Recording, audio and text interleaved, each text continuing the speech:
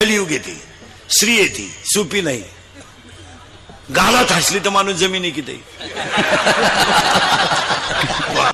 जो नादी लागला त्याला वड आहे बिडी नाही राहिली भाऊ. वा वा, इथं कापड दुकान प्लास्टिकची बाई पाहिली तरी माणसं उभी राहतात. प्लास्टिकचे काय असं बावळात पण आहे का काय. हो, इथं दाढी जमिनीला टिकली होती विश्वामित्राची दाढी, आणि 60,000 वर्ष तपश्चर्या केली ती गाड्यानं, दुपार नाही 60,000. आणि दाढी जमिनीला टिकली. त्याला वाटलं हे दाढी जमिनीला टिकली स्त्री किती वाईट असते ऐका.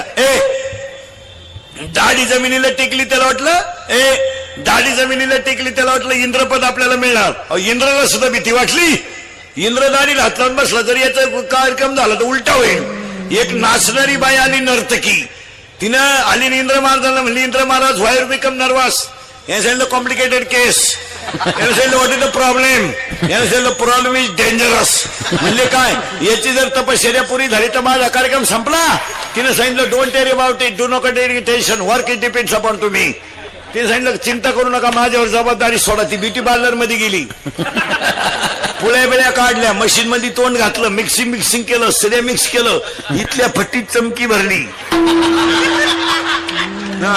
ब्युटी पार्लरला गेल्यावर 3 गोष्टी करावं लागतात. पहिलं फेसिंग करावं लागतं, नंतर मिक्सिंग करावं लागतं, सिरे मिक्स करावं लागतं. फेसिंग म्हणजे खड्डे भरणे आणि डांबर होत नाही. सिरे मिक्स म्हणजे सॉफ्टिंग करणे, आणि मिक्सिंग म्हणजे इथल्या फटीत चमकी भरणे. ती आली, तिनं एका पायात चाळ बांधला आणि याच्या पुढे आपटला. याची दाढी जमिनीला टेकेल होती, डोळेच उघडले त्यानं. तिला म्हणला बस, इश्क ही मेरी जिंदगी आहे. तिने सांगितलं पागलपणा करू नका, साधू आहे तुम्ही, तुम कुछ भी कहो, तुम्हारे बिना मैं पल भर भी जी नहीं सकता. अगर तू नहा मिली तो मैं रेलवे के नीचे सो जाऊंगा.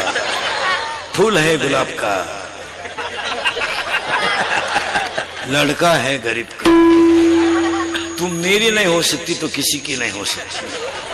तिने सांगितलं पागलपणा सोडा आणि दाढी काढून टाका.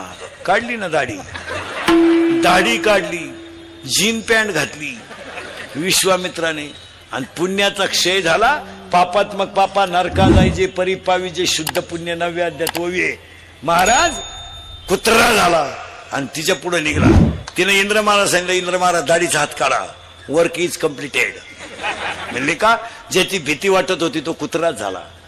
येलं तिथं पुरावा, विश्वामित्र तपिया खानी कुत्रा होऊन हिंडे वनी, ऐसे फुलले थोर थोर तिथे जीव किती पामर. पुढे सांगतो तुम्हाला, स्त्रियांचे संगती नोवे परमार्थ निश्चिती, स्वप्नी होता दर्शन तेथेच गुंतत असे मन.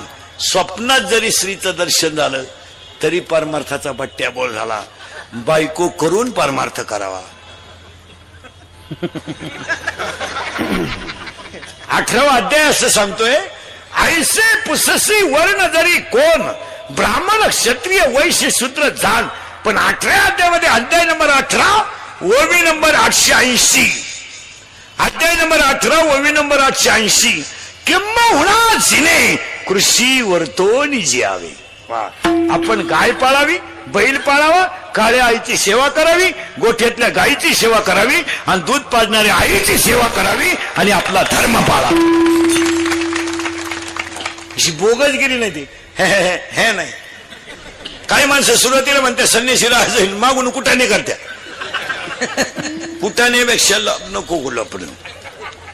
काळ वाईट आहे, कुठवर आलतो आपण ध्यानात ठेवा. चिंता बिंता काय करायची नाही, आयुष्य फार थोडं आहे. तरुण मंडळी नीट ऐका, निम्मा आयुष्य तुम्ही शिक्षणात जर घालवलं तर सुखी जगणार कवा. 42 पर्यंत तुम्ही शिकतच राहिले, 50ला मेले तुम्ही. मग तुम्हाला काही जीवन आहे का नाही? काय रात्रंदिवस जर शिकतच राहायचे तर तुम्ही आयुष्यातला आनंद लुटणार कधी? नोकरीवाल्यानं 58 वर्ष नोकरी केली आणि रिटायर झाल्यावर बंगल्याला कुदळी हल्ली. 58ला येडी आवला, 60ला बंगला पुरा झाला, 62ला वास्तुशांती झाली, 63ला तो वर्ष श्रद्धा आलं की बंगल्यात झोपलाच नाही. तुला बांधाय सांगितलं कोणी होतं? हलकट. आणि तू मेल्यावर त्याच्या पोरांनी घराला नाव दिलं दादांची कृपा. अहो दादा जिन्यातच मेले तर कृपा कशी काय होईल? बावळ्याचा बाजार. कोणत्याही माणसाने 55 वर्षाच्या पुढे कोणत्या क्षेत्रात काम करू नये. कीर्तनकाराचं वय 55 झालं, फेटा ठेवून द्यावा. हे कुठाने करायचे नाही. 55 75चं ग्रामपंचायतीला फॉर्म भरायला निघलं. 6 अर्ज फाटले तरी पीएन टाकानं येड नाही. ते ग्रामसेवक बोलले फॉर्म नका भरू तुम्ही. का? अर्जच संपले. का आला मरायचं तार फाडायला. आणि एक ध्यानात तेव्हा मारा, म्हातारपणामध्ये जर एखादी गोष्ट अपमानित झाली तर ती जीवनाला कायमचा कलंक ठरते. एखादा माणूस 2-3 वेळा ग्रामपंचायतीला पडला काय एवढं विशेष नाही, पण 2 वेळा सरपंच होऊन जर म्हातारपणाला जर ते पडलं तर मागचं अख्खं फेल गेलं. बदनामीचा कलंक कावळा शिवेपर्यंत राहतो. वय झाल्यावर त्याच्यात उतरू नये. हे सर्व्हिसवाल्यांचे वय सुद्धा 58 नकोय ना. 58-58 नकोय. 48 स्टॉप. घरी 62 आणि 65 काय करायचं ठेवून उरफाटे बावलीचे कवरही सांभाळायचे. 5 मिनिटं भीत पुशीत होतो. मग पोर म्हणले फळा इकडे काय खेळायचं. जगामध्ये एकच खातंय महाराज, अख्ख्या सज्जन खातं सध्या. वय पाहून कामाला ठेवतो, बुद्धी पाहून पगार देतं मिलिटरी. नंबर 1 तर सज्जन खातं. भाऊ 15 वर्ष झाले बस ही पीटी घे तुझा. आता कुठं करू नको. पिस्तोल जमा कर इकडं. तूर फट्या गोळ्या झाडशील एका दिवशी. आणि तुझा आता तुझी बुद्धी झाली कमी, तू करशील येड्यावानी. आणि इकडं बुद्धी वाढली का पेमेंट वाढायचं. बुद्धी कमी पेमेंट मोकार आणि बेजा कमी. पैशाचं करायचं काय. 7वा आयोग. मग त्यानं मी उन्हीला बंगला बांधून दिला.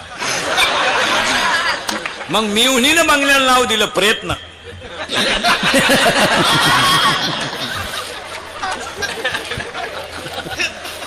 यानं याच्या बंगल्याला नाव दिलं सहकार्य. मग त्याच्या पोरानं गाडी घेतली आणि तिच्यावर नाव लिहिलं सत्यानाश.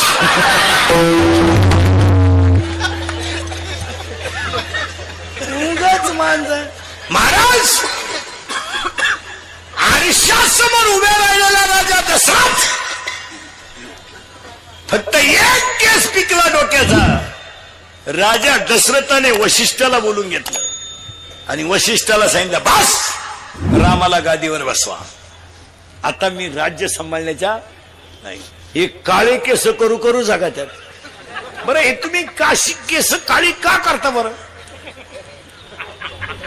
तुम्हाला असं वाटतं का काशी केस काळी केल्यावर तुम्ही देखणे दिसता का. असं कधी झालंय का बसणाऱ्यापैकी एखाद्याला आला का मेसेज केस काळे केल्यापासून प्लीज आय लव्ह यू. नाही मग हे हाताने झटे करता कशाल तुम्ही. अरे बाबा ओरिजिनल ते original. Naturality is the naturality. सावळ्या माणसाने पावडर लावू नये. मी सावळा आहे अजिबात पावडर लावायची नाही. बरं मी किती पावडर लावली तर गोरा होणारच नाही ना. मग पावडरला पैसे घालून करायचं काय. तुम्ही हे शरीर आहे याला पोषक असेल तर साबण लावला पाहिजे. हे 1.5 किलो मोरीतून ठेस बाहेर पडणारे साबण लावून काय करायचं.